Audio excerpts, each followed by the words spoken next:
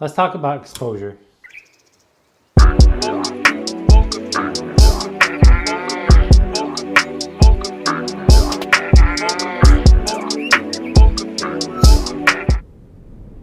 As soon as I learned how to master exposure, then my work started looking way more professional. There are three main ways to adjust your exposure using your camera settings: shutter speed, aperture, and ISO. So I always keep my shutter speed at 1 out of 50 or 1 out of 125, and the reason being is the 180 rule. So essentially you want to keep your shutter speed at double of what your frame rate is. So if your frame rate's 24 or you're shooting in 60 frames per second, then you want to double it. So you want to have 1 out of 50 or 1 out of 125. Or if you're shooting 120 frames per second, you want to have it 1 out of 250. So whatever the closest denomination is. Anyways, it's not like a hard rule. Like if I've been in super harsh lighting conditions, I've lifted up my shutter speed. It hasn't been that big of a problem, but it's just something I like to follow, specifically because of the motion blur I get out of 1 out of 150, or the smooth slow motion that I get out of 125. So you can break the rule, but personally, I like to keep it there just because I'm cool like that. So you always hear videographers on YouTube saying you need to keep your aperture at the lowest setting possible. But here's the thing. If you want more things in focus, like if your frame is meant to be more in focus, so for example, when you're shooting street photography, you're going to want more things in focus and you don't want a blurry background, then you need to raise your aperture up. So I like to think of aperture as more of the stylistic choice when you're exposing your shot. Personally, I do keep my aperture at a lower setting just because right now I'm doing a talking head video where I'm the only subject in focus, so I want more of a bokeh. But if I were to have another person in the shot with me, I would obviously frame it differently, but I would turn up the aperture because I don't want one of us being blurry, especially if one of us were to sit back further. So when you're using aperture, make sure that you're using it accordingly. Simple rule is when you're by yourself doing talking head videos, just keep it lower because you're going to get a nice bokeh unless you want your environment in focus.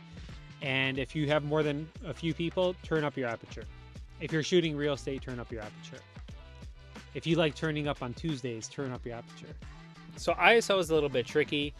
I always like to keep my ISO with the native ISO, which is the highest possible ISO number that I can put on my camera without changing the voltage to the sensor. Essentially what that means is you'll get the best quality possible out of your sensor if your ISO is at the native ISO. So for your camera, find out what the native ISO setting is and try to stick to that to the best of your ability. Sometimes obviously you're going to be shooting and you're not going to be able to, so you just got to go with it. So there's still a few things that I need to touch base on, but before I do that, I want to tell you about our school community. So every single day we're dropping information just like this for free. Well, the first 100 people are free.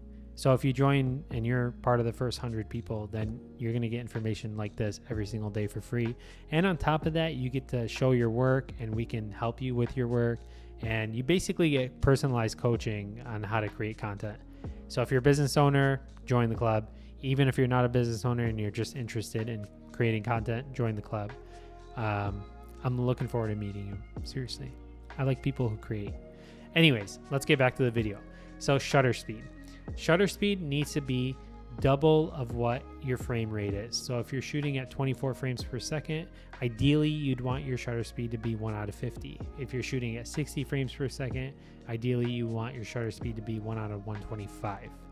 Moving on to aperture. So this is where I wasn't super clear earlier, but aperture, essentially what it is the lower your aperture, the more open your lens is.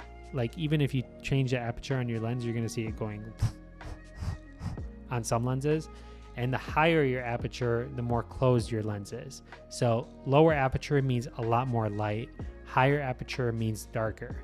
So if you're shooting with multiple people, ideally you're going to want to have your aperture a little bit higher because the lower your aperture, the more bokeh you're going to get. So right now I'm at 2.8 while I'm shooting. So you might see a little bit of more of a blur in the background. If I turned it up to 7 or 8, then you might the background won't be as blurred. But I made a mistake one time while I was shooting an interview. I kept my aperture at 2.8 and the person next to me was not in focus, like he was blurred out. So if you're shooting with a few more people and you need more things in focus, make sure your aperture is high. But when you're by yourself or in a low light environment, make sure your aperture is low. Simple? Let me know if that's confusing. I don't know if I'm explaining it in the best way. But anyways, going on to ISO. So 3 major rules for ISO.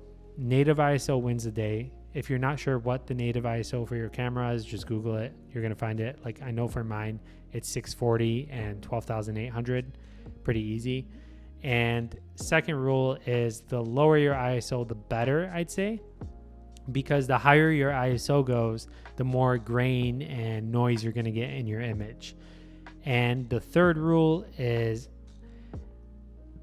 I think it was just the 2 rules. So that being said, all of these things that I'm saying, they're not like golden rules you have to follow, but they help make your image look a lot cleaner, a lot smoother, and a lot more professional. So my name is Michael, guys. Don't forget, join the school community. It's going to pop. I swear you're going to love it. I'll see you in the next video. Peace.